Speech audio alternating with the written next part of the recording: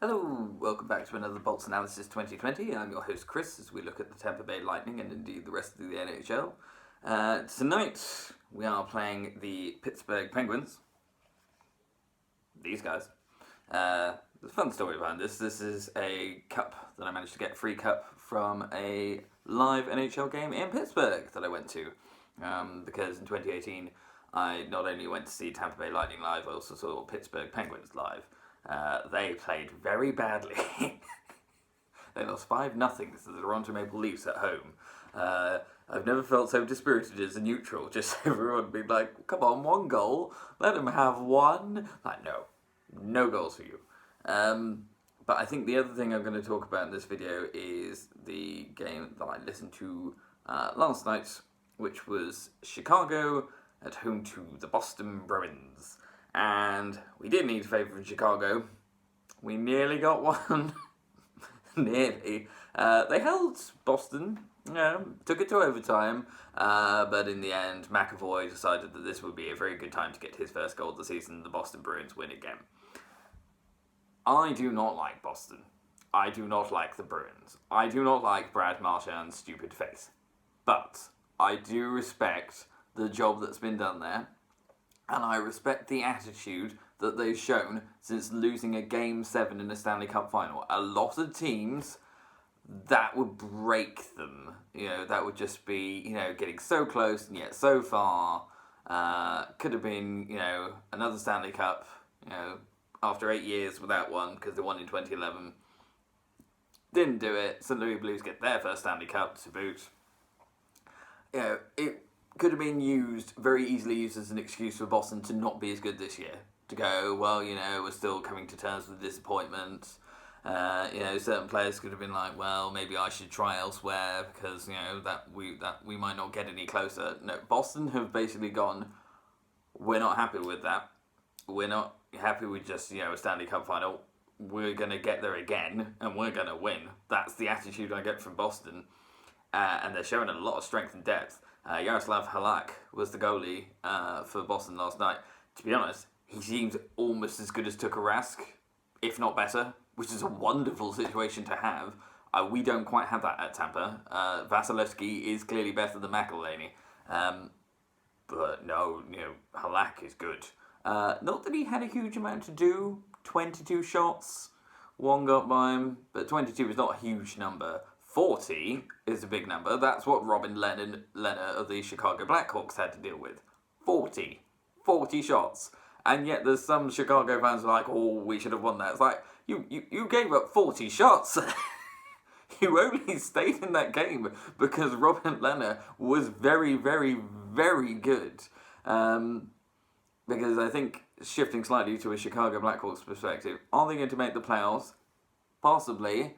But they need to start playing the second the puck drops. Not when it drops in the third, not when it drops in the second, from the first. Because they were snoozing early on against the Wild, and they were snoozing early on against the Bruins, and they were quite lucky that there was only the one goal that got past them in regulation. But Boston, that's 5 wins out of 5 now, and they look pretty set for first in the Atlantic, don't they? We can try to catch them, we'll try, but they don't quit, and it's noticeable that, they might not win every game, but they make sure to get a point. And even if it hadn't gone for them last night, and they'd lost in overtime, still would have got a point. They don't lose many in regulation. It takes a really good team to beat them in regulation. Not many do it. I